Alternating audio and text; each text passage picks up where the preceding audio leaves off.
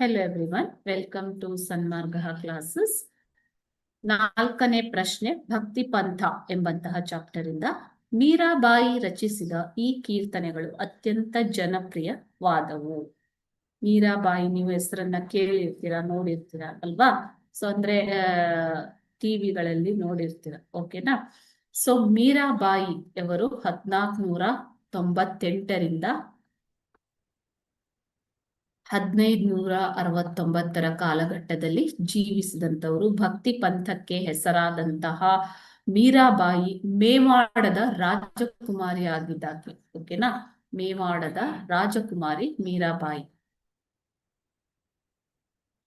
ಆ ಭೋಗ ಜೀವನಕ್ಕೆ ಈಕೆ ವಿದಾಯವನ್ನ ಹೇಳಿ ಕೃಷ್ಣನ ಪರಮ ಭಕ್ತಳಾಗ್ತಾಳೆ. ಮಕ್ಕಳೇ, ಕೃಷ್ಣನನ್ನು ಕುರಿತು ಭಕ್ತಿ ಪೂರಿತವಾದ ಕೀರ್ತನೆಗಳನ್ನ ಆಕೆ ರಚಿಸ್ತಾಳೆ.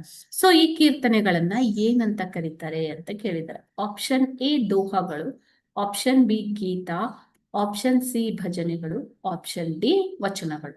ಸೊ ಮೀರಾಬಾಯಿ ರಚಿಸಿದಂತಹ ಕೃಷ್ಣನ ಕುರಿತಾದ ಗೀತೆಗಳನ್ನ ಭಜನೆಗಳು, ಮೀರಾ ಭಜನ್ ಅಂತ ಹೇಳ್ತಾರೆ. ಮೀರಾಬಾಯಿ ರಚಿಸಿದಂತಹ ಭಜನೆಗಳು, ಇವುಗಳನ್ನ ಭಜನೆಗಳು ಎಂದು ಜನಪ್ರಿಯವಾದವು. ಇಡೀ ಭಾರತದಲ್ಲಿ ಈಗಲೂ ಕೂಡ ಮೀರಾ ಭಜನ್ಗಳನ್ನ ಹಾಡಲಾಗತ್ತೆ.